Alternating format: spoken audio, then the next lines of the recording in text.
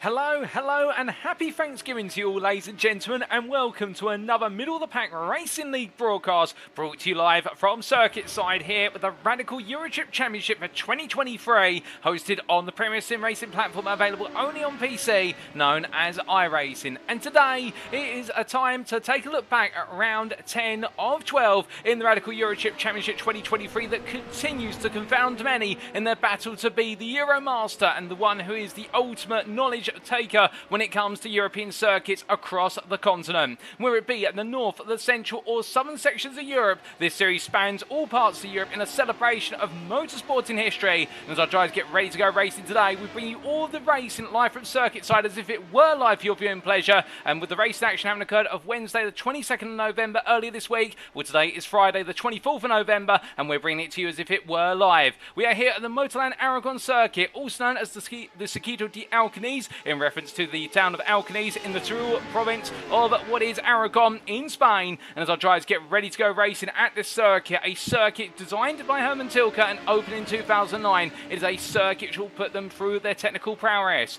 With the outer loop of the circuit playing host to our drivers today, they're going to have to take on a 3.06 mile course, which is just as much about straight line speed and running through sweeping corners as it is about technical prowess when it comes to heavy braking zones, hairpins, and also a tricky chicane. And that chicane in particular at this circuit mimicking the legendary corkscrew chicane located in the US at the Californian circuit of Laguna Seca, and it could be the chicane that catches out many today as they do make the way on through under race conditions. But as well, you to this broadcast is being brought to you by two media platforms for your viewing pleasure. Firstly, if you're a YouTube user, we welcome you on YouTube at youtube.com and searching for TX11TX, alternative Paul Walsh. If meanwhile you go into the other platform, that would be via Twitch. We're at twitch.tv/TX141.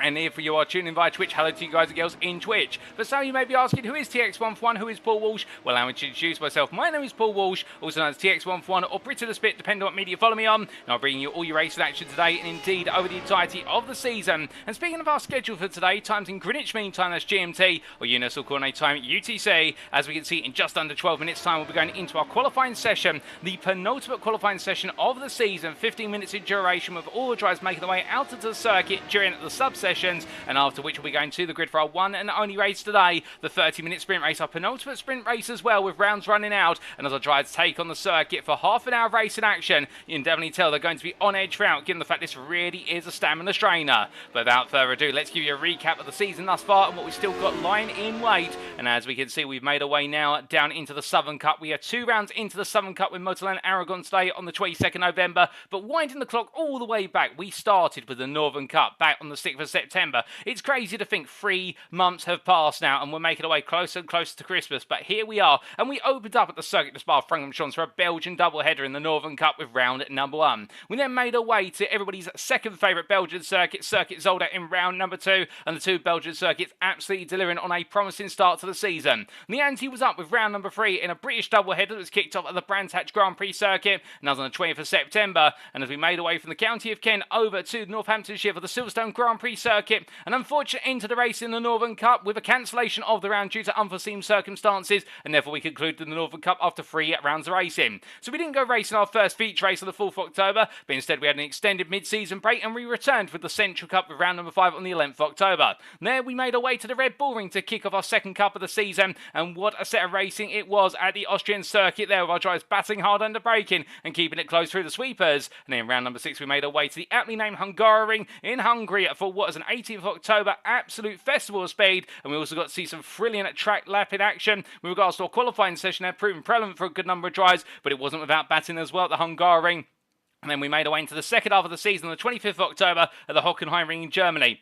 And there we got to see at the Herman Tilke redesigned layout of the Hockenheimring Baden-Württemberg circuit. The batting continued to go to and fro between many a driver at the front, middle and back of the field. There was nothing between it, and particularly the front of the field, the Pro class could not have been tighter. And we wrapped up the Central Cup with round number 8 at the Le Mans circuit. The circuit does 24 Hours du Mans at playing host with its historical Mulsanne straight, being its full candour, no chicanes, and therefore drives absolutely full throttle throughout. On the 1st of November, there was drama aplenty, and perhaps the most unique ending we have seen to a middle of the pack racing at league event event, or at least in my time covering at the series hosted by Middle of the Pack Racing League, with the top three being separated by a nose of the hair width going into the final few corners, only to see the top two spin out with only what was the best part of 10 corners to go, and it led to Jason Landry bringing home an absolutely legendary status win. But last time out, after our second mid-series break, we returned to kick off the Southern Cup, and as the circuit to Barcelona, Catalonia on the 15th of November, and what a way to open up the Southern Cup with the circuit, which is much known for its ability to generate great testing data, being the ultimate pre-season testing circuit just as much as a great racing circuit.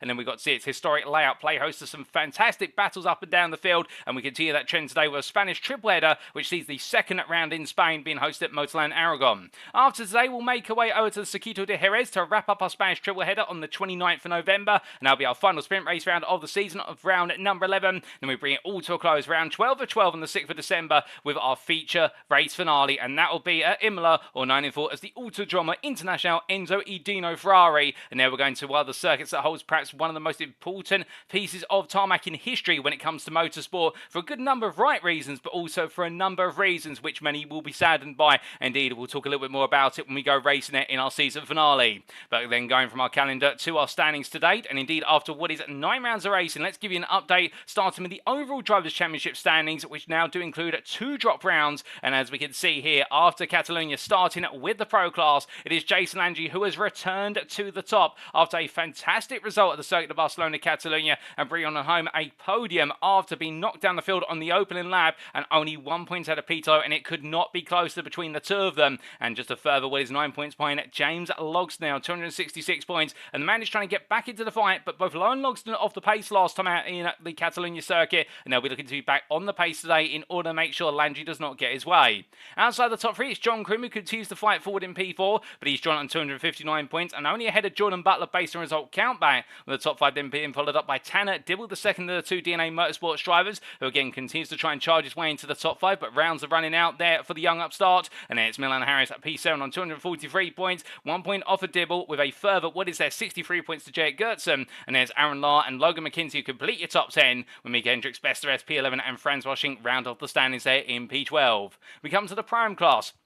The complexion is very different, where it's very tight at the front of the field in the Pro Class. In the Prime Class, we have one name that is dominating the display, and that is Ilya Speaker, 262 points to the 194 of Avon Dorsey, and Speaker continuing to run away with the standings. And if he brings home the win today, or at least a podium result, it does mean that with the mathematics considered, next time out the Circuito de Jerez, Speaker could be crowned champion with a round to spare. Indeed, he's on course to make history and being one of the highest scoring proms that we've ever seen, and Dorsey right now eager to try and bring him back in and have one last gasp at going into that championship finale with all things wide open. However, in the battle for P2, Dorsey's got to look behind him and see that Charles Halsey is only 3 points behind, with further 6 points to Keith Wilfred, and a sizable gap to John Lauzon in P5, whose fortunes haven't gone his way recently and therefore languishes at the bottom end of the top 5. It's still an achievement, but you'd imagine that Lauzon, given the pace he has demonstrated over the course of the season, will be feeling as though he should be inside that top 3. But still, as he battles onward, Adam J. Ballard, a further 22 points behind in P6, has a 9 point advantage over Mike J. Young,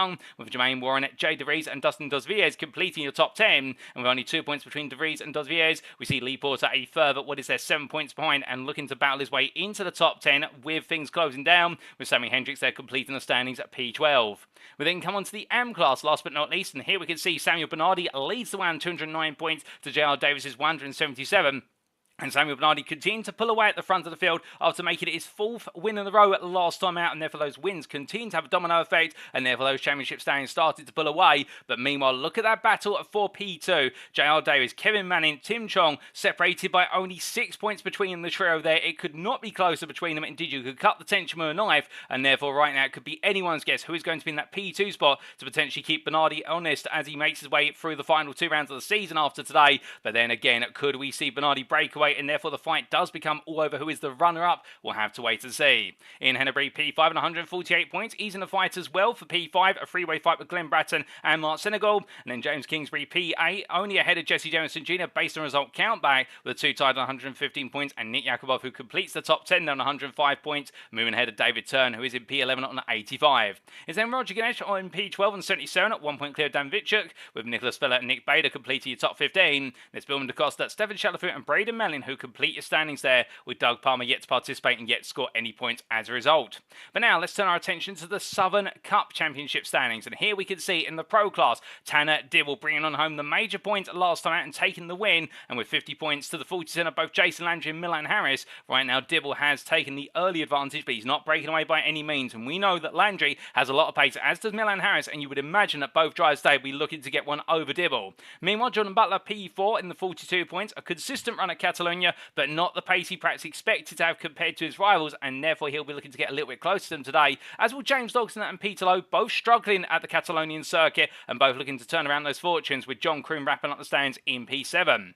We then come to the Prime class of the Southern Cup, and Ilya Speaker here, only 4 drivers participating in the previous round. Speaker leading on 43 points ahead of Avon Dorsey, with Keith Wilfred and Charles Halsey completing the standings there, and Charles Halsey having a difficult day and finishing quite a way down the order compared to his peers. And as we come to the AM class, it is Samuel Bernardi who's taken up the early lead. 2 points clear of Ian Hennebury, who had a great day in the Spanish circuit last time out, ahead of Kevin Manning, and then David Turner and Tim John complete your top 5, but notice there, Glenn Bratton continues to try and knock on the doors of the top 5, and J.R. Davis behind, an unexpected position for J. Davis, normally expected to be a bit further up the order, but it didn't go right in Catalonia, and he'll be looking to right the wrongs of the first round in Spain, ahead of Nick Yakubov and Mark Senegal to complete the Southern Cup for the AM class. But lastly, but by no means least, let's come on to that Teams Championship, and here we can see the overall Teams Championship for the entirety of the season. It is Rockefeller Racing Gold who lead on 701 points to the 575 at DNA Motorsports, and Rockefeller Racing Gold continuing to lead, but keeping in mind that the 2 drop scores have now been activated, therefore their lead has been cut to a degree, but they do have a demonstrated advantage of what is the best part of almost 130 points, and therefore for them, or 126 points to be precise, for them today is all about getting maximum possible points and potentially having the chance to wrap up the championship with round to spare and round at number 11 at Jerez in a week's time. Can they do it? That'll be the change that confronts them, with DNA Motorsports having to look rearward to Bear Pope Zero, who battle their way into P3 at the Sunday GT Turtles and Rockefeller Racing at red. Rockefeller Racing Green only sits 7 points outside the top 5 and looking to try and break back in before all is done, and it is a sizable gap there in the best region of where it's 131 points to Team Bear Pope and P7. We've got to be careful for Photon Clan, who are getting closer and closer each and every round, and Slipstream Sloths only a point behind. And that battle for P8 between the 2 AM-dominated teams, fantastic to see, and both of them enjoying the race, and there's no doubt about it, but it would be rude of us not to consider reverse grid racing in that on 310. Indeed, we've got a 3-way fight for P8, and could they bring Bear Pope into the mix as well and turn it into a 4-way fight for P7? We would love to see it, of course. Alpha Touring Change Gold at P11, best the rest at 253, head of Alpha Touring Change Silver, their sister team, by 18 points, and it's Flavor Station Racing and Middle of the Pack Racing to complete the standings. So let's come on to our circuit then, and today we are racing the MotorLand Aragón circuit, and the outer layout in particular. Located near the town of Alcañiz in the Teruel province of the state of Aragon in Spain. It is a circuit, as you can see from our circuit map provided by iRacing.com, and thanks to iRacing for the brilliant simulator and the fantastic track maps that come with it. It is a circuit which is absolutely teeming with combinations of corners and also some extended straights. And when you put it all together, whilst it's not the full Grand Prix layout and therefore it doesn't have every technical test available, this is still a tantalising technical test for our drivers, because where they have sweepers they have hairpins, and where they have hairpins they have chicanes, and when you put it all together here there's very little breathing room apart from that back straight and the curvature onto it in order to try and calm things down and get ready to go on to the next lap. But as our drivers make their way across the start finish line and into the 90 right of turn number 1, the left hand there absolutely sharp, and which is where we could see some fantastic battling under braking and perhaps even some drama on the open lap. You never know. Our drivers will charge them out and flat out run uphill through turns 2 and 3 and in towards the trail braking zone of turns 4 into 5. At this point, it all comes down to sweeping corners and trail braking aggressively. And as the drivers come through left-hander of turn number 4 to make the way into the hairpin of turn 5, they then double back themselves through turn 6, a sweeping right-hander which sets up the run into another 90 right corner at turn number 7 and reaching the highest point on the circuit. And then they'll charge their way down into the chicane at turns 8 and 9, the downhill chicane, which makes an allusion to what it is the Laguna Seca corkscrew, albeit this one's right into left. And as they make their way out the very sharp turn number 9, it's then the run through Mark Marquez corner at turn number 10 where they have to balance the throttle and get it right on track limits, but they charged away through the sweeping left-handers at turns 11 and 12 onto the back straight, then all the way down towards turn 13, the best part of a kilometre straight as they make their way into the braking zone for turn number 13, or to extend it for you in terms of miles, 0.7 miles approximately. And as they make their way into the braking zone, they're coming through the double left of turns 13 and 14. They'll then make their way back onto the start-finish line to do it all over again on what is expected to be quite a few laps of racing here in Alcañiz. days. But coming on to our rules, because of course we can't go racing without them. Setup-wise, drivers shall run a fixed setup as provided by the middle of the pack racing league stewarding team. Car fuel loads have been restricted to 46%, which means we are not expecting any pit stops today, although we'll explain if we do see some what they may be for. Qualifying-wise, an open qualifying format shall be used lasting 15 minutes as split into 2 equal halves, with the AM class taken to the field for the first 7.5 minutes and the Prime and Pro classes then jointly taken to the field for the second half, or the second 7.5 minutes to wrap up qualifying.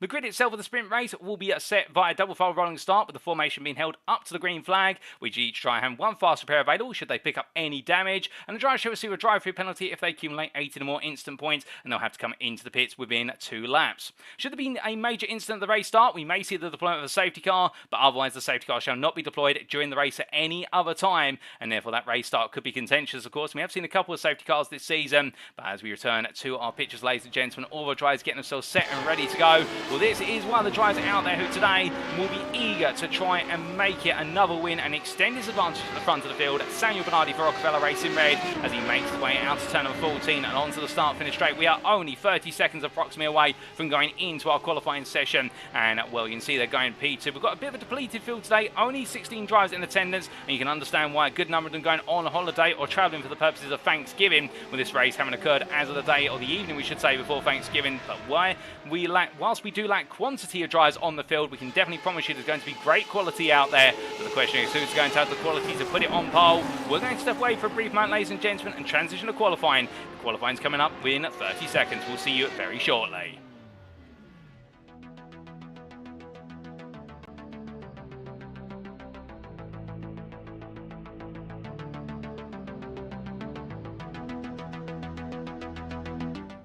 As we immediately return, and it is time for qualifying. And first up are AM drivers, of course, with them having the first half of the session dedicated to them, and with the best part with 7 AM drivers out on circuit. Who is going to take pole?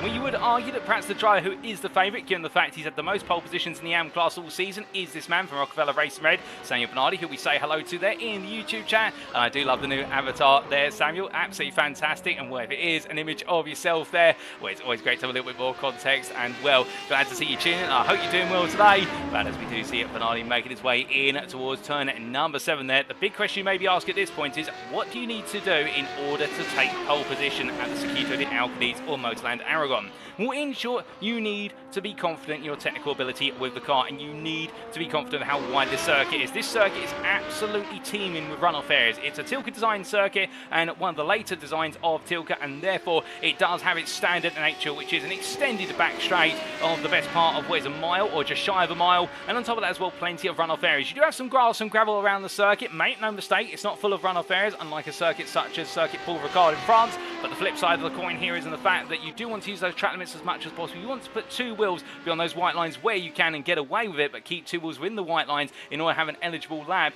And in doing so, in the combination in between, that's where you're going to be able to maximise your lap, because you'll be using the full track width, and therefore you can carry every mile now you need through each and every corner in order to be able to go for pole position. However, the thing about this circuit is, because there's such a wide variety of corners, it does mean that you as a driver need to be confident in your cornering abilities. You have sweepers, you have hairpins, and you also have a very tricky chicane, and you need to be able to put it all together and be consistent over the lap. In the fact you have a variety of braking zones. You have heavy braking zones such as the run into turn number 1. You have trail braking zones such as the run here into turn number 13, being demonstrated by Ian Hennebury. But you've also got to have that confidence to return to full throttle and fill the car right back into the apex on that front end. And these radical SR8 machines, powered by the 3.7 litre V8 engine from the United Kingdom, these cars are absolutely light as a feather, the best part of 500 kilograms or so, and therefore they are not easy cars to drive. And indeed, we have seen time and time again this season, when drivers get it wrong, it goes very, very wrong. The rear of the car normally lifts up, which has got no weight under the rear of it, albeit we do have a mid-engine rear-wheel drive power plant position here,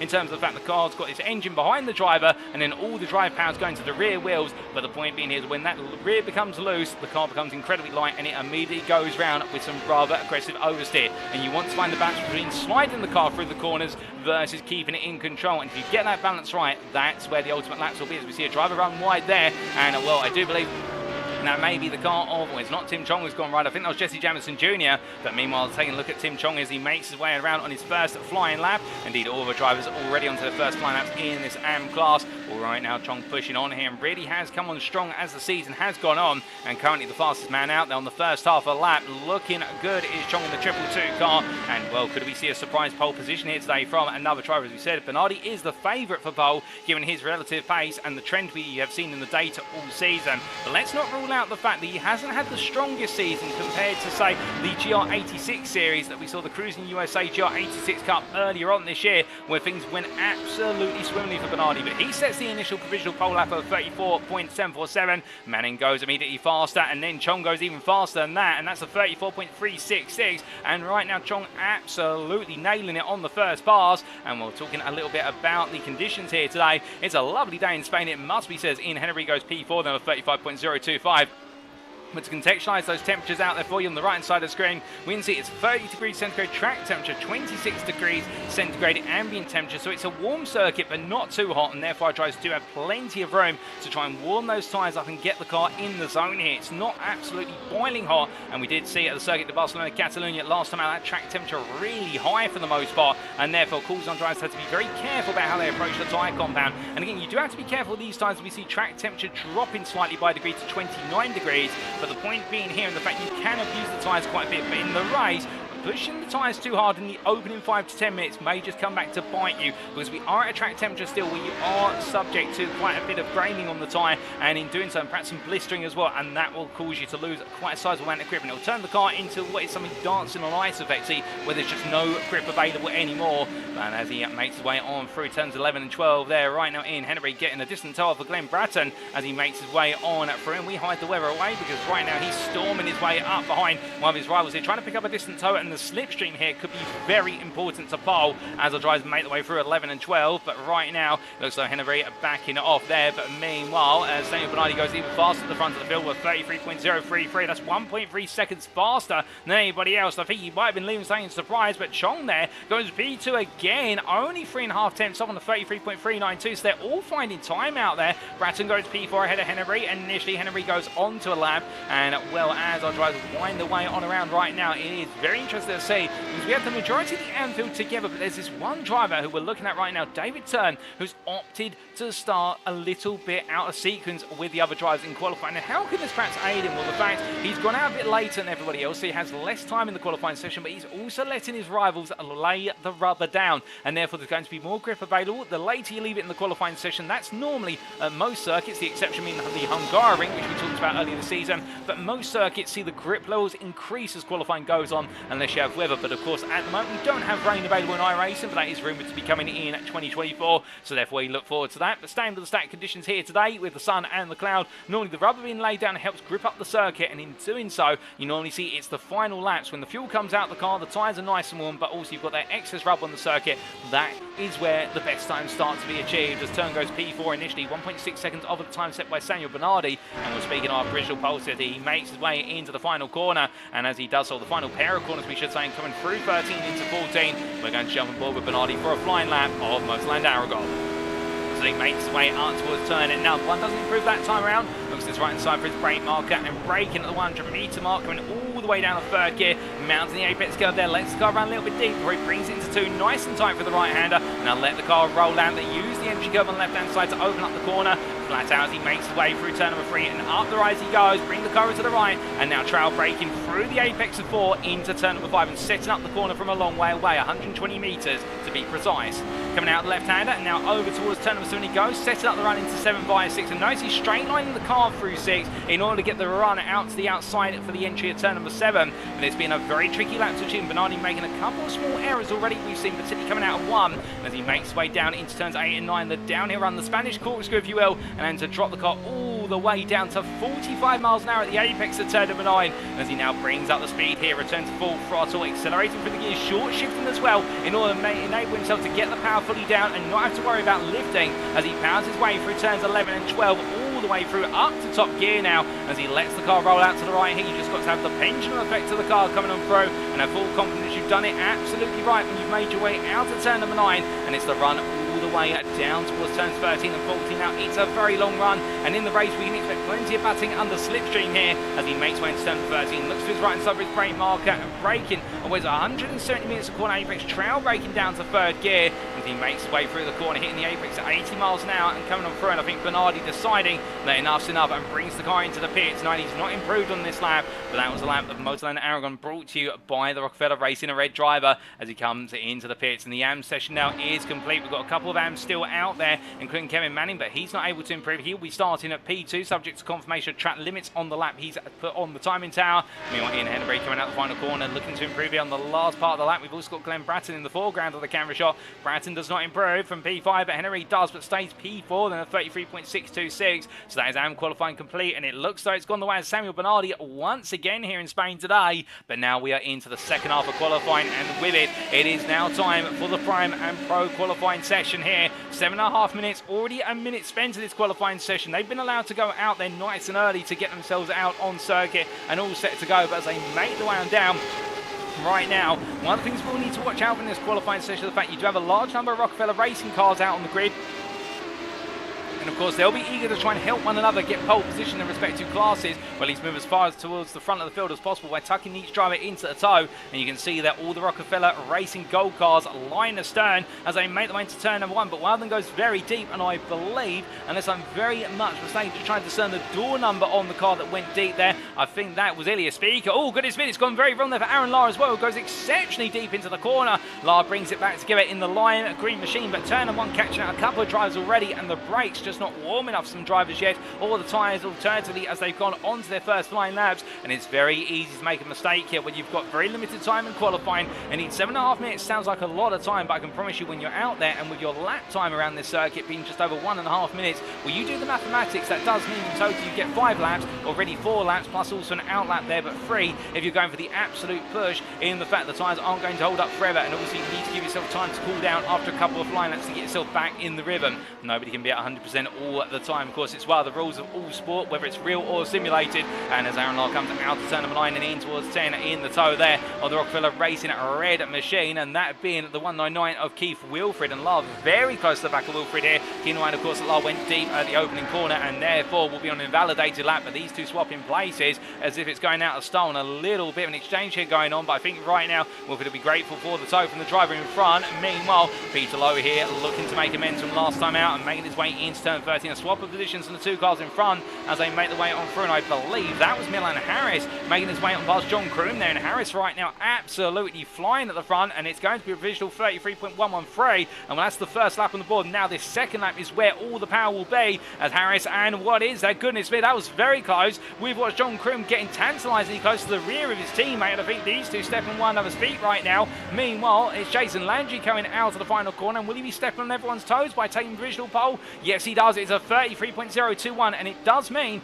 that 32s will be possible here today. We're expecting perhaps a 32.7 to be the pole time, and Landry right now leaving nothing to chance as he looks to try and make it another pole position, and with that the opportunity to go for the win here in MotorLand Aragón. And you can understand why, given the fact it's only a point separating him and Peter Lowe. He won every point to gain his advantage over his season-long rival as he makes his way through turn number 4 into 5 and coming on through the left-handers there and now into the double right complex as he comes on down here. Landry scores the first blood in the Prime and Pro qualifying session, but will he be able to maintain it, or will he find himself having to succumb to another driver later on? Well, we'll soon find out, as meanwhile Jermaine Warren in the very colourful middle of the pack, racing that machine here, making his way on through turn at number 7. As he does so, Warren right now P12 ahead of Keith Wilfred and also Ilya Speaker. I think Speaker was more on a warm-up lap for his first flying lap rather than a proper flying lap, given the fact he has been marked to 17.5 seconds over the pole time, and therefore expecting more from Speaker in due course. And Jesse Jamison Jr. not able to get a lap on the board, unfortunately, and therefore we believe will be starting from the very back of the field, presuming that Speaker is able to improve. But as we do see here, Warren making his way on through turns 11 and 12. We do have Tanner Dibble, meanwhile, in the tow of a couple of cars further afield, making his way to the timeline. Can Dibble improve this time around? He does. He goes P4 on a 33.284. But those lap times not coming obligingly right now for everybody. Meanwhile, Jason Landry is going to buck the trend. He's gone personal best in the final sectors. He's gone the fastest of everybody in the first two sectors. As he cross line, it's a 32.458. My goodness, expectations absolutely shattered there by the Canadian drivers. He makes makes his way through turns 1 and 2. And right now, how much faster can he go is the question, as Jermaine Warren, meanwhile, goes to prime pole there on a 34.342. And that's a great lap in the middle of the pack racing driver. Indeed, one of his best laps of the season thus far in qualifying. And as Landry makes his way through turn number 5, well, right now, you would imagine he's going to be hard-pressed to be beaten. Samuel Bernardi's and pole time currently still standing at P2, only 2 minutes to go in this qualifying session. Could we see an AM on the front row of the grid? I believe that would be the first time we've ever seen that happen. We have seen AMs qualify on the second and third rows of the grid. I think Samuel Bernardi taking that accolade in the Cruising USA GR86 Cup, if my memory serves me correctly. But we've never seen an AM take a front row spot before in qualifying. And therefore, we've got something to look forward to if he can do it. As meanwhile, we do look from Landry to Dibble, and Dibble responding here, and a little bit of slipstream shenanigans going on as we do see the long line of cars. Dibble in the best place. He'll pick up the distance turbo 3 if he's within 2 seconds, but as they all power their way down towards turn 13, Milan Harris as well trying to improve here. A weak third sector, but he's improving sectors 1 and 2. He comes out the final corner, cutting as much of it as he can on the apex of 14 as he heads to line. It's going to be P2 for him. Meanwhile, Kroon goes P2. Now it's Peter Lowe up into pole position on 32.325. Tanner Dibble, meanwhile, goes into P5 there, and will Peter Lowe leaving it late, but that's how you get it done. But Jason Landry comes to line. Can he improve even more from what is now P3? He does improve by 300. It's a 32.428, but it's not enough to put him on the front row. Bernardi's lap has been pushed down to P7. Ilya Speaker jumps up to P6, leaving it late down to 33.026. One more lap to go here, but right now I think it's anybody who can get the best possible tow coming out of turn number 10 all the way down to turn number 13 and onto that start finish straight. They will be the ones to take pole, presuming they don't make any mistakes on the wider course of the lap. And therefore, everybody right now eager to make progress. We see a car coming off the circuit there, and I believe, unless I'm very much mistaken, that was the car of what John Kroon deciding to park up and be towed back to the pit. So Kroon deciding to call it quits there in qualifying. But meanwhile, Peter Lowe absolutely glued to the rear of Melon Harris's car. And as they power their way down through turns 11 to 8, he's got too close too soon, and that's going to cost Lowe a lot of the overspeed he could potentially get on the run. You can see Harris there, he doesn't have to oblige. He can just simply pull off a race line and say, no, I'm not going to aid you anymore, and it's not out of malice. He can just simply step clear, but he's going to start back into the tow in return. It's in fact getting side by side. Lowe backing off as well. So checker flag comes out in this qualifying session. I think everybody right now trying to figure out where they want to be in the order, but Tanner Dibble says, I'm coming through whether you like it or not, as he makes way into turn number 13, picking up the tow of both drivers there, albeit a bit in a regular one, as he comes on through, gliding and dancing the car around through turn 13. Out towards the timing line he goes. What's it going to be fair from Dibble? Will it be enough to improve? He does improve, but it's not enough to move up from P5. It's a 32.529, and that's where he's going to stay. Meanwhile, Jason Landry comes out the final corner. Has he improved? It doesn't look like he has, based on the times we're seeing. And Jason Landry does not improve. Elliot Speaker does, but stays P6. Meanwhile, Keith Wilfred moves up to P8 right at the depth of the qualifying session. And Aaron Lara will be the last driver to come on around, and he'll be starting P15 at best with a 34.921. It's a dismal day for Aaron Lara, but for Peter Lowe, it's pole position, and what a way to do it for the Bear Pope driver. Another great day for Bear Pope, and Peter Lowe taking that pole position by 1/10 in the end over John Kroon, with Jason Landry starting P3. Meanwhile, in the Prime class, it'll be Ilya Speaker who starts P6 overall, but on Prime pole, and Samuel Bernardi will join him on what will be at P7. The AM driver there taking AM pole in what has been a great performance of Bernardi, and taking pole by 3/10 over Kevin Manning, but again, being kept honest there, Bernardi, by his rivals. But that is qualifying done and dusted, ladies and gentlemen, and we are only now moments away from heading to the grid for round number 10 of racing here at the MotorLand Aragón circuit. But as all the drivers getting themselves set here, it's a lovely day. A bit of cloud continues to come on and off the circuit. That will affect the rate at which track temperature does rise as this day moves on. Normally, if you have very clear conditions, you see track temperature absolutely rise up with the sun heat rays being reflected off of the track surface. When you do have that cloud, you don't have the sun penetrating through it as much, and therefore you get some hot spots on circuit, and other parts of the circuit you get relatively cool. But the track temperature right now will stay in what is an average cool temperature, given we've got that cloud. But as our drivers will get set, who will have a cloud potentially languishing over their race come the end of it, well, that's what we're going to be finding out, as well we are only now seconds away from going to the grid.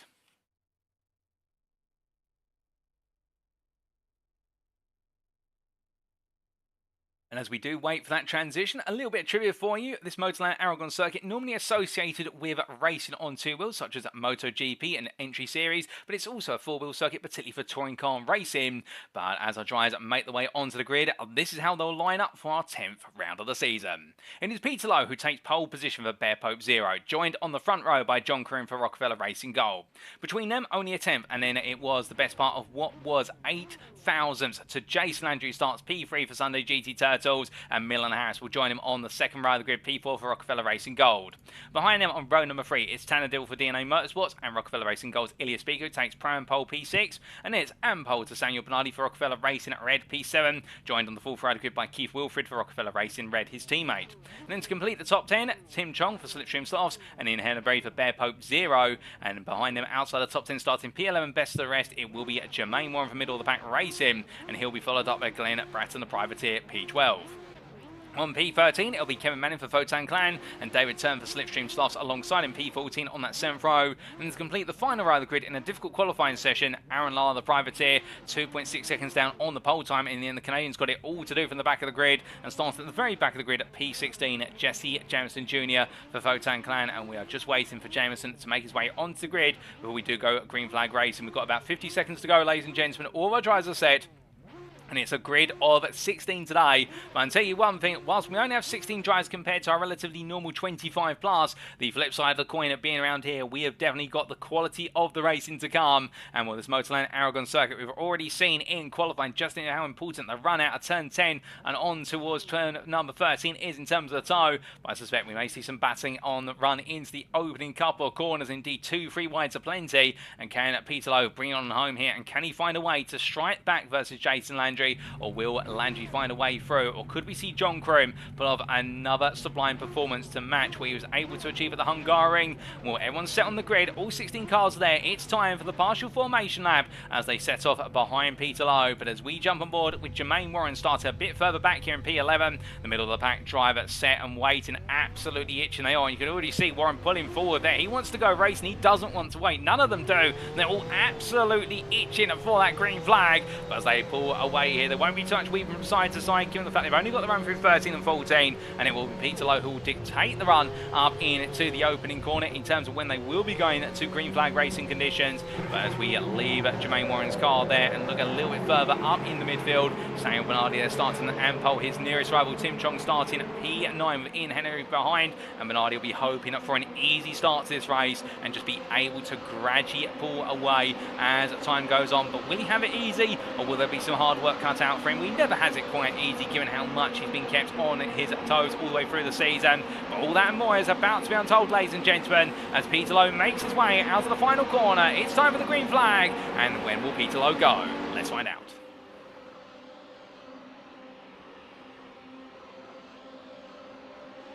And it's lights out and away we go for the 10th round of the season as Lowe leaves it late as they charge their way down towards turn number 1. Everyone under braking into the opening corner. And they roar into the braking zone here. 3-4 wide. Oh, goodness me. And that's contact between Jermaine Warren and Aaron Lahr. We do have Tanner Dibble. That's not Tanner Dibble. That's one of our cars going sideways there, trying to understand who's got it wrong. That's Keith Wilfred, who's been put the wrong way. Also Milan Harris and John Croom, who had a great qualifying position all the way down the order. It's a disastrous start for many. But meanwhile, those who've lost out, it's to others' gain as they make the way through turns 3, 4 and into 5, side by side there. And Jesse Jameson Jr., my goodness, the Votan Clan driver has roared his way all the way from P16 to P8 in the opening 5 corners. Oh, would you believe it? The 2-3-1 driver has absolutely soared on through. But as they make the way around, ladies and gentlemen, I am hearing in my ear we do have a safety car in effect already after that instant on the opening couple of corners. And with the safety car being deployed, it does mean that our drivers now will be running on around, and I believe they will be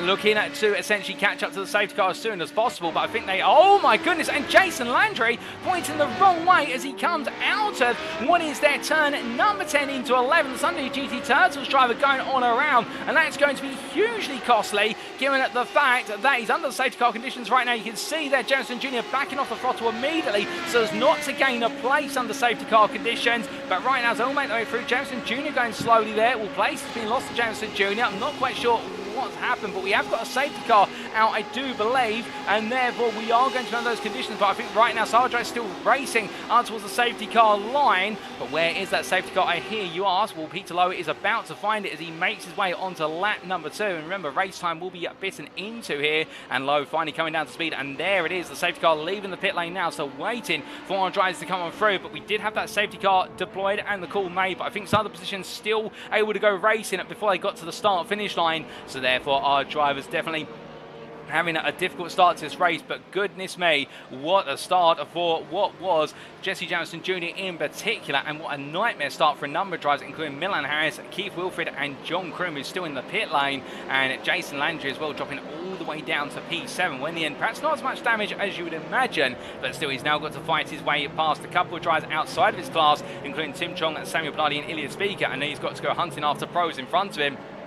So therefore he's got a hard amount of work, and we'll mention in there in the YouTube chat, Jason Landry, no idea how I spun it whilst going slow for a safety car, and well, it can happen. And given the fact as well, and one thing to consider for our drivers is they will now be going for a very aggressive thermal cycle of the tyres, whereby at the start of the race, of course, with no ability to really get heat in the tyres apart from the run through 13 and 14 under pace car conditions, or really the conditions dictated by the pace car and then Peter Lowe, they've suddenly accelerated up to speed. They've got themselves in full attack mode in terms of trying to absolutely pump as much heat into the tyres and brakes, and then suddenly only after a third of a lap they've been told you've got to back it off completely because the safety car is being deployed. And when you put all that together, that means that the tyres right now will go through a very odd phasing in terms of their thermal curve, whereby they'll suddenly lose all the temperature, and that can actually take a lot of life out of the tyre, given the fact they've gone through such an aggressive heating cycle. And therefore now drivers are just looking to keep things calm, and when we do start to get an idea of when that safety car will be coming in, I suspect we'll be seeing our drivers starting to do a little bit of weave side to side. It will be a single file restart, but that's when they'll want to get that tyre temperature gradually built back up, and the tyres are going to be even more sensitive before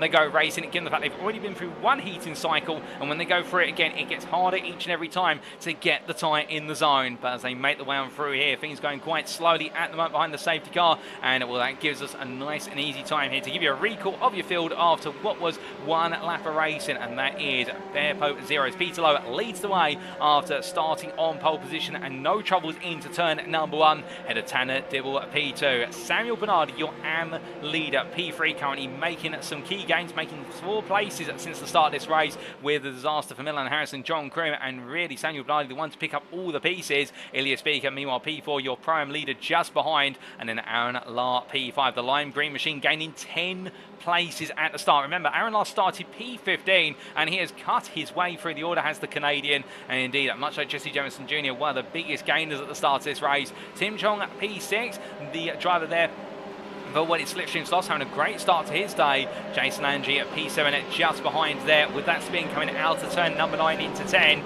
and 11, getting it completely wrong and therefore losing multiple places. We then see Jermaine Warren in at P8 just behind him, ahead of Jesse Jamison Jr., third place AM driver right now. Big gains, but he's got the company of David at Turner, the Photon Clan driver versus the Slipstream Sloths driver. It's going to be a battle between the two, and there's no doubt about it when we go racing once again. Kevin Manning, meanwhile P11 just behind, and he'll be looking to get involved as we see a couple of cars come into the pits there, and well, some more damage to be told, and I believe we've got quite a few drivers coming into the pits. Whilst the safety car is here, they'll be required to catch up, but they're taking some fast repairs, and I think they may have picked up some damage from the cacophony of carnage as they made the way through that opening corner. And that is Jermaine Warren coming on in, that's also Tim Chong coming in, also the Rockefeller Racing gold car of Milan Harris, I do believe, and also Keith Wilfred there. So they all make their way in for their fast repairs, and they'll make the way back out. So this is going to shake up the order, and that does mean that Ian Hennery moves up to P10 just behind Kevin Manning, and Glenn Bratton will come into P11. Those guys will be allowed to catch up to the field, but of course they will lose track position, and I'm hearing in my ear, ladies and gentlemen, safety car will be in at the end of this lap, so we will be going racing once again on what will be lap number 4, and will that be absolutely fantastic and to see when we do go, because we are going to lose the best part of what is about 8 minutes of racing here out of our total 30 minutes, and that time's not added on, so this will really turn what is already a sprint race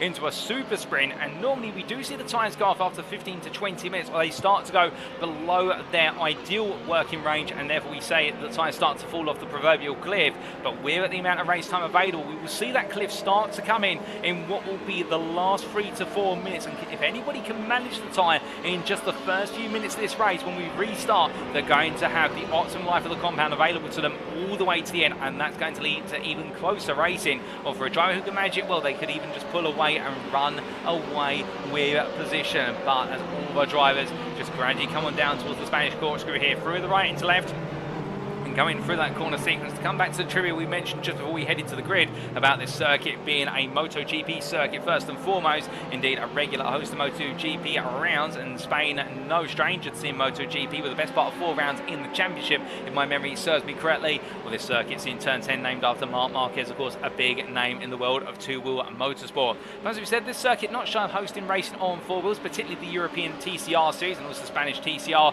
and we also do see some of the lower Formula series that are racing around here, and as a circuit is growing in popularity and originally designed to be a free-tier environment, essentially, where you had one of those environments, or one of those tiers of the environment being the racing circuit itself, then a business part being the second part, and then a technology centre being the third part. So a multi-purpose location, MotorLand Aragón, but of course we're interested in it for one thing only, and that is motorsport. But as all the drivers come on down now, with the safety car likely to come in at the end of this lap, as we have been informed, and Peter Lowe will be looking in front of him right now and seeing, have the lights gone off? And yes, they have. The Bear Pope Zero driver will note that, and therefore know he is going racing at the end of this lap. So now, as he just follows the car around there and keeping to a very steady speed of what is around 50 miles an hour, they're not really able to go any higher than that, as always they will pick up an automated penalty from the iRacing system, but they can go a little bit slower than that, but they have to keep a certain distance from the safety car and in respect to one another. And Peter Lowe right now just focusing on keeping within that distance. It means that he's going to have relatively cold tyres when he goes at racing again, but everybody else will have the same problem to deal with.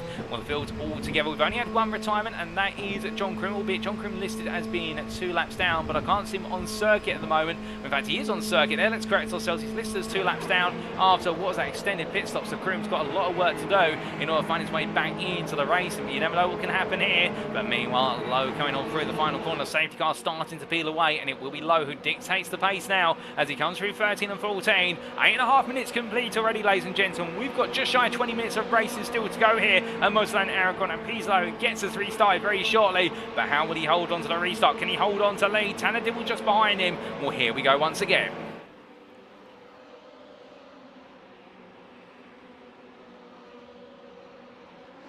And it's lights out, away we go for the restart there, ladies and gentlemen, and it's a good start from Peter Lowe as they charge their way in towards turn number 1. Onto the brakes they go, and as they make their way on through it, Milan Harris already gaining 5 places since the restart, back up to P19 as they come on through turns 1 into 2 and trying to hold off there what is behind him, David Turner, and making it happen, as meanwhile Ian Henneberry losing out. In fact, gain as Jesse Jamison Jr. pointing the wrong way, and that's on the exit of 3 into 4. I'm not quite sure what's happened to Jamison Jr. In fact, that's out of 2 into 3. But meanwhile, Milan Harris continuing to gain places here as he picks up another 2. So Harris now up 7 places since the restart, absolutely storming through the field. And we'd expect it to a degree, given he's a pro driver. But in that quick formation, he's already onto the back of Jason Landry. So therefore, there's been no time wasted as Jesse Jamison Jr. has had to be towed to the pits. I'm not sure what's gone wrong with Jamison Jr.'s car, but it's very unfortunate for the Photon Clan driver that it's all gone wrong on the restart. And therefore that may be the end of the race, and we see from him for the time being. But meanwhile, we look to the lead drivers right now, and Peter Lowe after the run out of turn number 10 and 11 under pressure from Dibble behind, as Dibble now in the tow, and this is an incredibly long run. The straight effect he starts coming out of turn number 10, and it runs on for the best part of over a mile in all, but the straight itself, as they make their way down there, 0.7 miles, as they head down towards turn number 13. Dibble looking to the inside here, could be a change of lead coming up, as Dibble's going to commit to move, but knows at the same time he's then got to try and break away on the open half a lap. Up the inside he goes. Lowe doesn't fight it too hard, and then there's still plenty more racing to come, and it's only what is the first lap beyond the restart here as they make their way around. But after another lap, it does mean that it's Tanner Dibble who now leads ahead of Lowe, followed by Bernardi, then Speaker, then La, followed by Landry, Harris, Henneberry, Turn, and then Chong P10. But meanwhile behind Jason Landry there, looking up the inside, Aaron La into turn number 1. It's a straightforward move by looks of things, and Aaron La not putting up too much of a fight right now, and I think conscious of the fact he wants to use Landry to pull the two of them closer to Lowe and Dibble. Well, Landry right now absolutely chomping at the bit, and so is Milan Harris behind La as they head in towards turn number 5. Onto the brakes they go, and Harris right now inching closer, but can he find a way on through? Well, we ride on board here with the Rockefeller Racing Gold driver, and it's one thing to catch, it's another thing to pass. The late great Murray Walker once said that this circuit on the open half lap, you can absolutely bet our drivers having to deal with an absolute wall of what is dirty air of the car in front, and therefore a lot of understeer being invoked in the car. That's where the car wants to go on straight when you turn on in. But as they make their way down to the braking zone, I'm hearing in my ear that Glenn Bratton's just been involved in an instant coming out of what was turning number 7 in the run towards 8. The car's gone round for Glenn Bratton. That's putting down to P13, enabling a number of drives to come through, including Kevin Manning, who's gone off at the chicane. And well, as we do take a look back at what's going on between them, well, Kevin Manning here going very slowly on his recovery. That drops him down to P13 ahead of Jermaine Warren. Glenn Bratton gets back on pass. A bit of drama there for the Photon Clan driver. He's got Jermaine Warren trying to play catch up just behind, but as they power their way on through, meanwhile we look back here to the main field as they make their way down the back straight, and David Turn under the attempted pressure of Tim Chong as Chong looks to get close here in the run down. But do keep in mind, as these two make their way into the braking zone, they'll also be keen to try and stay with the top 7 pack so as not to let Samuel Bernardi run away with the win here today, because there's still plenty of points available and also plenty of place. Remember, our drive score points for overall finishing position first and foremost, and in the Aaron Brown class they gain bonus points for being on the podium, but otherwise it's all about that overall finishing position. That's the most important part of the racing. And all Turn versus Chong right now, both of them sizing one another up as a small lock up there for Chong as he makes his way into the corner. Meanwhile, Ilya Speaker with Jason Landry behind, and now the Rockefeller Racing Gold driver has got to make an early decision here. Does he keep the Sunday GT Turtles driver behind for points, or does he let him go and with it try to use Landry to pull him closer to the top 3, or as they make the way on through turns 6 and 7? I'm sure we're going to find out soon what the plan will be from Speaker. And you can see Landry there getting exceptionally close as they make the way out of the turn 7 right-hander, and we jump on board and look back from the rear of the 106 as he makes his way down into the chicane and coming through the right into left here. And notice there, Speaker not quite able to hit the turn 8 apex as much as he would like, and that enables Landry to get a slightly better run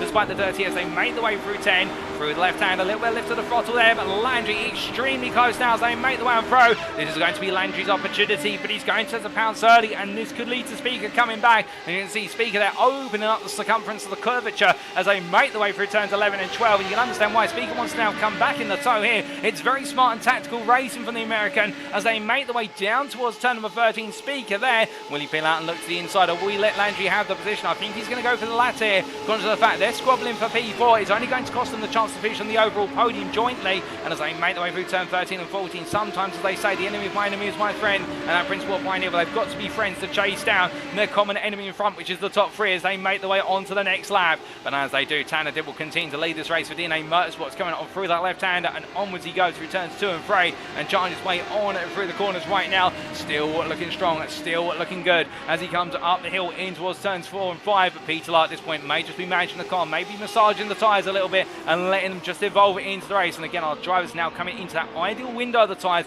after what is the best part of 3 laps since the restart now they're on to, and therefore it does give them all that breathing room, and all the grip now starts to shine on through. They don't want to be too aggressive with that compound, as otherwise it comes back to bite them late on, even in the short-term race now, always affecting a 23-minute race. But as they come down into the chicane of turns 8 and 9, you can see Samuel Bernardi starting to stay a bit closer to low. And in fact, Bernardi's pace not too far off. Peter Lowe setting a personal best and the fastest lap of the race last time out of 32.34, I should say, with Tanner Dibb at 32.50. Personal best for DNA Motorsports driver Rockefeller Racing Reds Bernardi a 32.81, so not quite matching the leaders. In fact, 5 tenths of the fastest lap set, but Bernardi's still there, and you never know what could happen here. Could we see him take the overall podium? Could we even see him perhaps take an overall win should anything happen to the rivals in front? All that and more we'll find out as they make the way in towards turn number 13 once more. But as they head on down, we look back to Kevin Manning here on a recovery drive for Photon Clan now as he makes his way out to 12 on the power here, 3 tenths and closing, and he moves a little bit closer and closer still as they head down towards that braking zone here for turn 13. Bradson here not showing any signs of moving right now as the new fastest lap race of 32.197 from Tanner Dibble. Manning there getting exceptionally close, looking around the outside here, trying to cut back, build the momentum out of 13. As you can see, Bradson goes very defensive on the apex of 13, parks the car on the apex. That's going to cost him a lot of speed on the run to the start finish straight. And as they coming out here, well, right now Manning close, but he's 2 tenths, and it's not enough here for him to think about making a move as they head onto the anchors once more.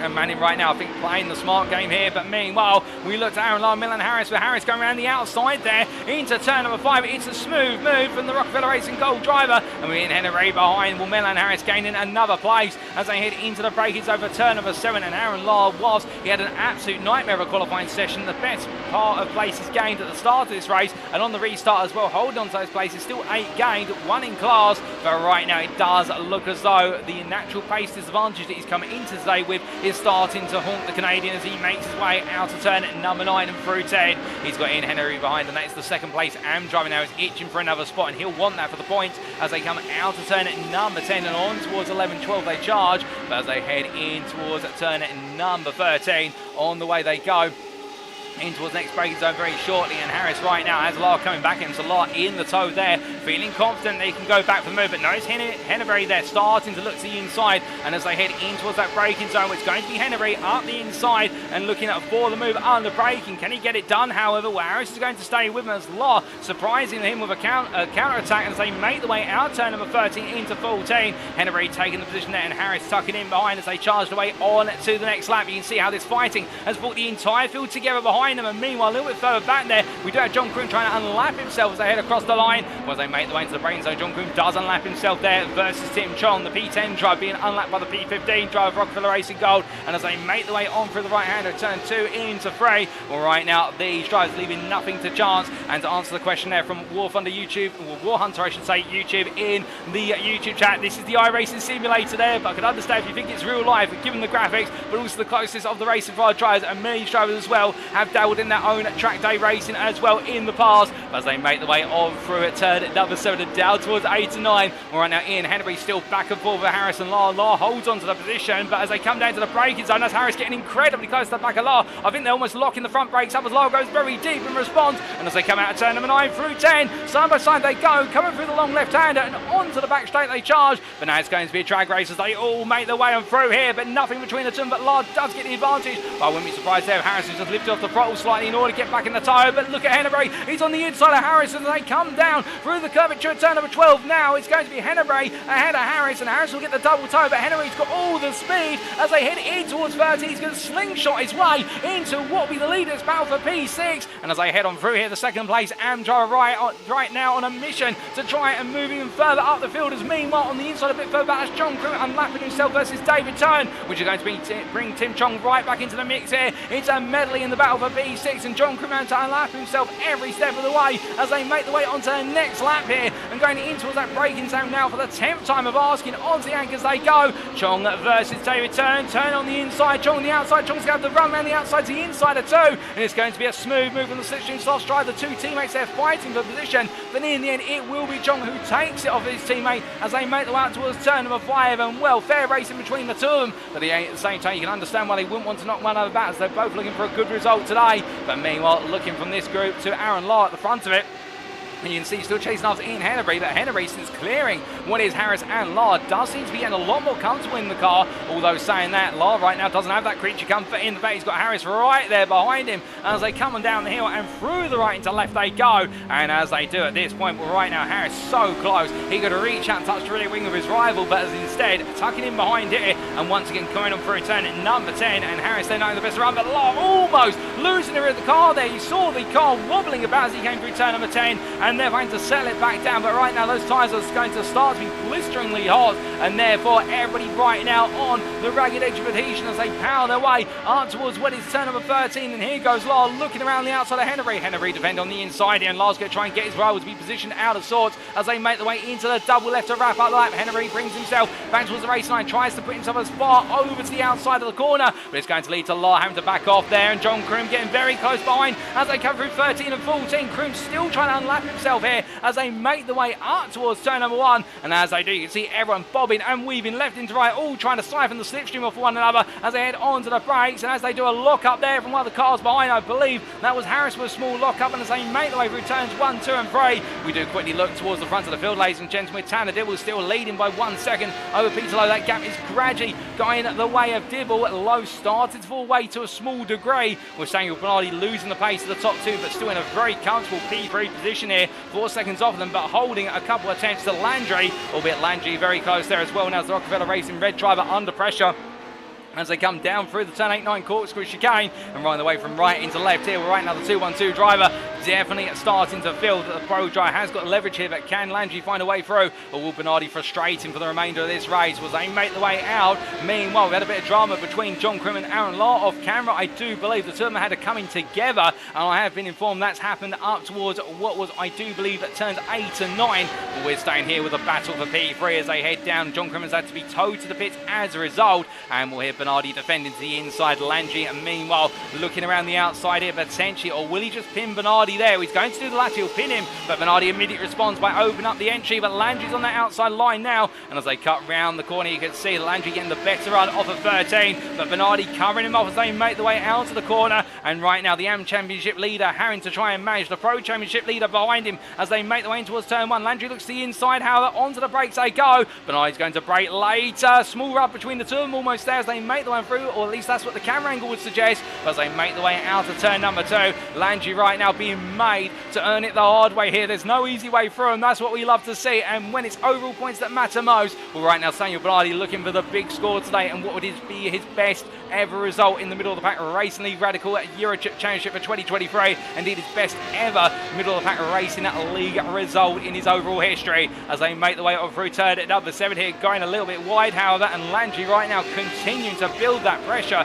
as we jump on board with the number 5 car, and Bernardi's going to go very deep then to 8, but Landry can't find a way through, but you can see here he's all over the back as they dance their way delicately on the brakes and the throttle pedals, and as they make the way through turn number 10 right now, where it's going to be Landry here who has all the advantages in his hands, but meanwhile Ilya Speaker getting close to 6 tenths behind right now, and I think it will be Bernardi be hoping that Speaker can get involved in 2 Rockefeller Racing drives could take on the one Sunday GT Turtle, but as they power their way down towards turn at number 13, again Landry close, inching closer and closer, a tenth being the separation between the two of them here as they make the way towards 13. It's going to be Bernardi who this time pulls onto the race line early. He doesn't let Landry pin him this time. I think Bernardi aware of what happened last time round, but Landry's going to the good run. There's contact between the two of them, and it's going to be what is Bernardi turned sideways, and Bernardi scooped aside into the gravel there, where it's close racing, but it's got very wrong in the end between them, and Samuel Bernardi, well, absolutely frustrated, you can understand,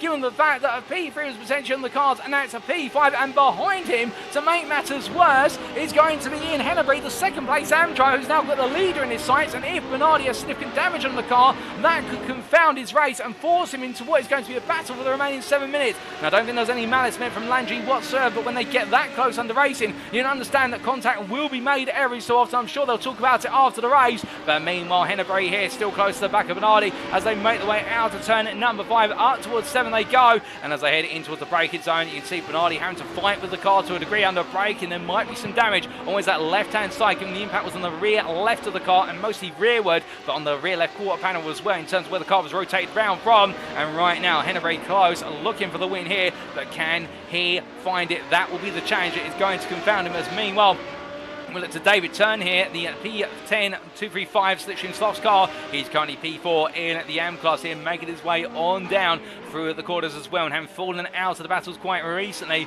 Well, right now, Turn just carrying on and looking to try and make some further progress here as time does await him. But meanwhile, looking from P10 to the very front of the top 10, these are your leaders, and with 6 minutes to go here, we will wonder if Peter Lowe was saving everything up for the last few minutes, and he has been indeed, as the gap now between Dibble and Lowe has come all the way down to only 3.5 tenths as they make the way in towards turn number 1 and coming through the left-hander. Well, right now it does look as though Lowe going for the late charge as they head in towards turn number 3, coming through the right and in to the double left as they make the way uphill here. Can Dibble hold on? He's been in these places before. He was a winner last time out at Catalonia, of course, and now as they make the way through the left and into the double right very shortly, he'll be looking to make it back-to-back wins, but the DNA Motorsports driver has got a formidable foe right behind him, and with only 5 minutes on the clock, and after this lap, what is effectively another 3 laps of racing remaining, based on a little bit of mental mathematics, we would suspect that right now it's going to get closer between these two before it's all said and done. But meanwhile, speaking of things being done,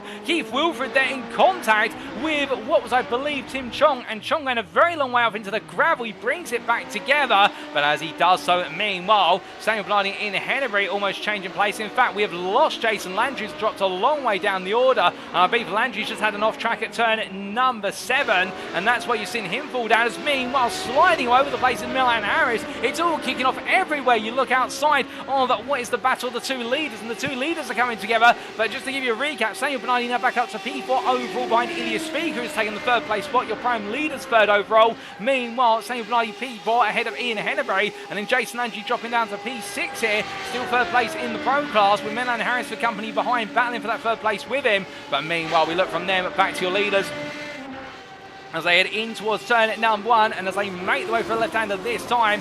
More you can see at Dibble not any further away, and if anything now, I think the rear tyres of the car started to let go a little bit, as Peter Lowe looking absolutely buttery smooth here. But I don't know how he does that. I can tell you one thing though, ladies and gentlemen, the way this man is driving right now, you would think those tyres are absolutely fresh, given the way the car is just hooking up those apexes, and Lowe showing no signs of being daunted by running in the dirty air, or indeed the best part of what has been 18 minutes of racing or so, as he makes his way through turn number 7. Having to fight with the understeer, however, giving the dirty air in front, but keeping the car nice and tight to those apex curves, and always keeping it in 4/10, and that's exactly where you want to be as they descend their way between the right into the left, and the understeer just catch him out slightly there, and having to make a bit of power correctiveness as he makes his way on through, almost overcorrecting the car there. It's going to cause the gap to open up by 2/10, a rare error from Lowe, as we see Dibble run quite wide. That gap is going to continue to open up, but I wouldn't be surprised there if that is going to be an off-track accrued to Dibble's bank account as they make the way up towards turn 13 and 14 here in the long run, and Lowe will still have the toe here, and he'll have the best part of what is 1 mile in order to gradually close up.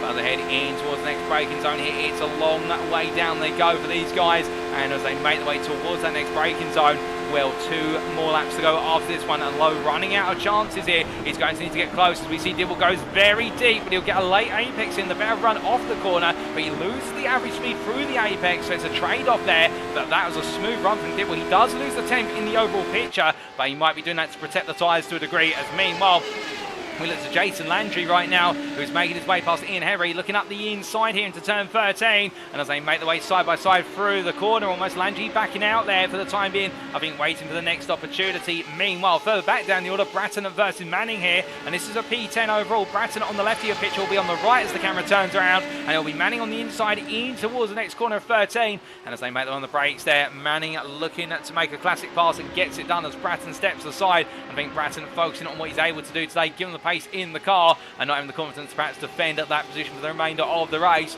But meanwhile, as they cross the line and head up towards the next lap, meanwhile from them we do look at Ian Henry side by side here with Harris as they come out of the corner. Harris there with oversteer power, oversteer on the exit, so tight on the exit line as well. You can understand why the car's kicked away from him on that rear end, and Henry able to hold on to P6 for now, as Landry there in P5 now starting to break away little by little. But as they head down into the braking zone here for turns 8 and 9, well, Henry losing out to a degree, but meanwhile Kevin Manning has gone round, and that is at turn number 5. That's Glenn Bratton who's made his way back up into P10 and P4 in the AM class, and Kevin Manning now has the returning presence of one David Turn, who is catching up behind here, behind the 251 driver with only a lap or so to go. In fact, we will have one more lap after this one, given our leaders are now heading on to the final lap, ladies and gentlemen. We will get in the best part of 17 laps of racing today, albeit a couple of them under the safety car, and as they make their way across the timeline, new fastest lap race, it's a 31.930 from Peter Lowe. He saved it all up to the final lap of racing, but now will he be able to get it done? Or as we ride on board and look back from the rear of the 69 car that's leading the way, and nice as it does so, we're heading up towards turn at number 3. Well, right now Peter Lowe 9, he's got to stay close all the way through the open 8 corners in order to have a chance. That gap's got to come down to 3/10 by the exit of 9 in order to do it here, and right now Dibble will know if he can keep this gap up around 5 to 6 tenths, then he will be safe come the final run to 13 and onwards. But as they make the way through turn number 7, that gap continues to go one way, and it is going the way of Dibble right now as they make the way out of what is turn number 7 and roar their way down into the chicane. And this is going to be where the car's at its lightest. The tyres have been heavily worn in, and therefore the car is going to dance through and be very delicate on the rear end, but no sign from either driver here as they push each other to the absolute limit. And as they come out to turn at number 10, will Dibble right now continuing to hold on as they make the way on for 11 and 12, but the gap 7 tenths, it stays like that as Lowe makes his way out to 12. He is closing in the toe, but it's too long, too far away, and too late in the day here for what will be Lowe, surely, as Dibble now only has 2 corners separated Racing in from back-to-back victories in Spain. Was a head down towards turn number 13. The gap gets to him 4/10, but it's going to need a mistake from Dibble on the final two corners to give Lowe the opportunity to drag Racing to the line for the win. And as they make the way on through, it's a smooth run from Tanner Dibble, and the checker flag gets ready to wave, and it's going to wave for one man only today. It is Tanner Dibble who takes the win here at MotorLand Aragón for DNA Motorsports, with his 4/10 clear of Peter Lowe at the checker flag, and then it will be shortly to go on through the best part of 16 seconds behind the top two. It will be third place overall, his best result of the season in the Southern Cup. It is Ilya Speaker for Rockefeller Racing Gold who takes another overall podium to add to his overall win at Brands Hatch early on this year. Samuel Bernardi will be taking what will be the AM win behind the Pro-Am winner P4 there in his best ever result ahead of Jason Landry P5, Ian Henry P6, Milan Harris P7 just behind the AM driver, and it'll be Keith Wilfred P8 there, runner-up in the Pro-Am class, with Tim Chong coming to line to round off the AM podium of Bernardi, Hennebury and Chong.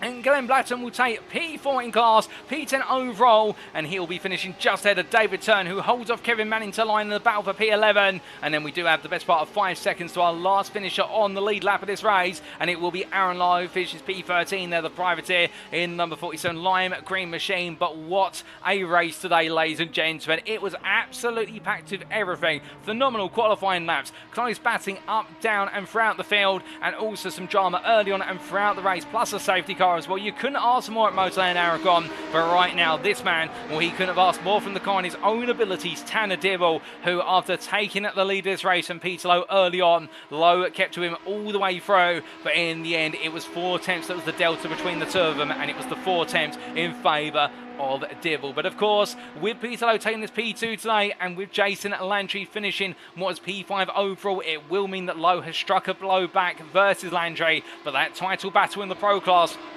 is going to continue to go tight towards the end of the season, and with only 2 rounds remaining right now, Peter will be grateful for today, but I think he'll also be thinking, if only I could have taken up that win. But meanwhile, Ilya Speaker making it another win in the Pro class and P3, and that guarantees that come Sakito de Jerez in a week's time, he could wrap up the championship around early if all goes the right way, and will another win. I do believe now making it the best part of 5 wins in a row for Rockefeller Racing for Samuel Bernardi in the AM class. The man has proven to be unstoppable, and well, can you blame him with the pace he's shown today? And he could also potentially wrap up the AM class with a round to spare next week given the win, but of course we'll have to wait and see and give you all the statistics and mathematics on that in a week's time. As all drivers make the way in to the pit lane here, we look at Aaron Lark, who had a great run at the start of this race, gaining multiple places, coming from P15 through to P5, but in the end, the Canadian driver not quite able to make it stick, and in the end, falling back to P13, but still showing great nuance, and he's always one to watch out for, there's no doubt about it, as all drives now into the pit lane. And well, let's take a look for those race results, subject to any stewards' inquiries, of which here they are. And after 30 minutes of racing at MotorLand Aragón in round 10 of 12 in the Radical Eurotrip Championship 2023, brought to you on iRacing and powered by Middle of the Pack Racing League, Tanner Dibble taking the win today for DNA Motorsports by 4/10 over Bear Pope Zero's Peter Lowe. It was back and forth between the two in the battle for the Pro win and the overall win, but it was Dibble who took the win in the end. Ilya Speaker, P3, your Pro and winner there, and third place on the overall podium for Rockefeller Racing Gold. He couldn't ask for better, given the fact he didn't quite have the pace of the top two today, but he had the measure of the rest of the field and the consistency to go with it, with Daniel Bernardi P4 there for Rockefeller Racing Red, and in the end ruined what could have been perhaps an overall podium, but not to be his today. But still, plenty more opportunities to come and still some rounds remaining, but an AM win there to make it 5 in a row, and well, he'll be pleased with that, undoubtedly so.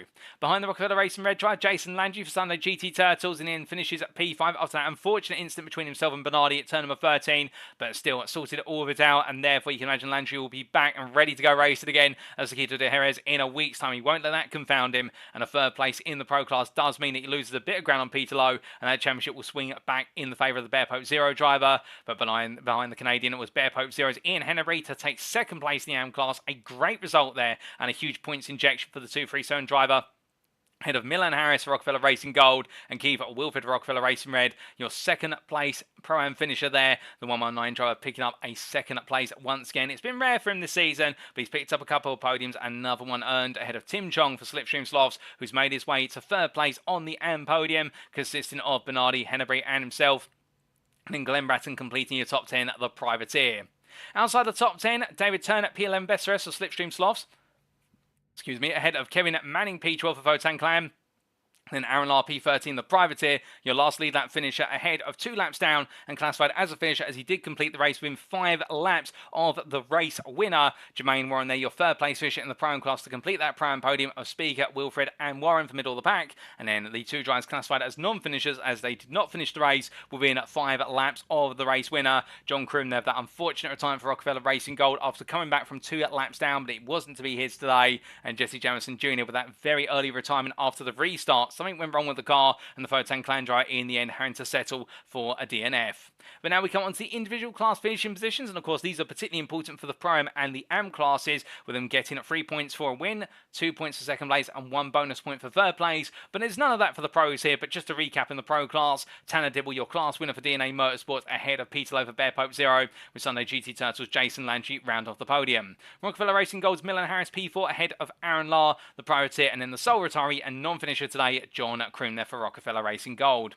We then come on to the Pro-Am class, and we can see in what really has been the run of form this season, Ilya Speaker taking another win in the class for Rockefeller Racing Gold, 13.5 seconds clear of sister driver for Rockefeller Racing Red at Keith Wilfred, and finishing 2 laps down the end and classified on the podium, middle of the pack racing least Jermaine Warren at P3.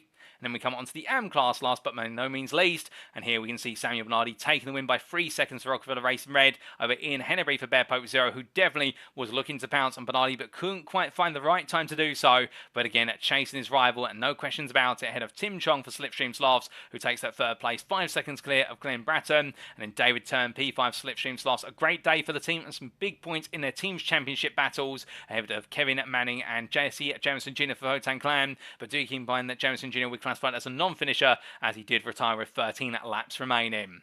But that concludes our run through of the standings, ladies and gentlemen, and with that brings to a close our race here at MotorLand Aragón, and without further ado, it is now time for us to wrap up.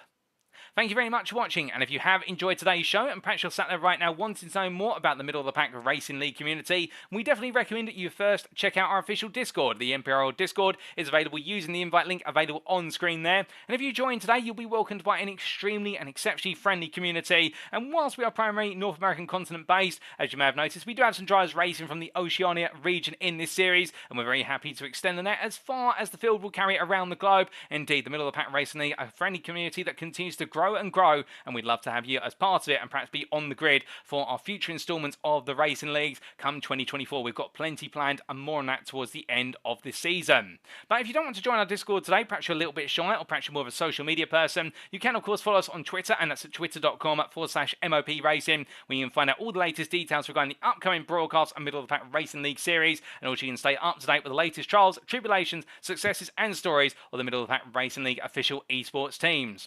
But now, ladies and gentlemen, attention's turn to the penultimate round of the season, and on Saturday the 2nd of December 2023 we'll be bringing you live as if it were from circuit side in round 11 to 12 at the Circuito de Jerez Angel Nieto, a circuit that is absolutely steeped in history, sometimes for perhaps the wrong and perhaps controversial reasons, such as the circuit being banned from hosting Formula 1 Grand Prix, and also the infamous incident between Jack Villeneuve and what was Michael Schumacher in contesting the Formula 1 Championship all those many years ago. But for us at the Middle of the Pack Racing League, it is going to be the scene of potentially some champions being crowned, albeit champions in waiting or elect, should we see Ilya Speaker dominate the field as he did so today in the Pro class, and could we see the same for Samuel Bernardi in the Am class. But meanwhile, in the Pro class, it's Peter Lowe who struck a blow back versus Jason Landry, but will we see Landry come back on strong, and could Peter Lowe go into the season finale with momentum on his side? All that and more to be found out, and just again, the broadcast will be on Saturday the 2nd of December, our normal time of what will be 1700 hours GMT, that's Greenwich Mean Time or Universal Coordinated Time, with the racing itself occurring on will be Wednesday the 29th of November earlier in the week, so be there so that way you don't miss it. But until then, we've been the Middle of the Pack Racing League. I've been your host and commentator, Paul TX141 Walsh, also known as Britain the Spit, depending on what media you follow me on. And until next time, remember to stay safe, stay well, stay smiling, have a fantastic weekend ahead, ladies and gentlemen, particularly if you're celebrating Thanksgiving. But most importantly, remember to stay on track. Good night.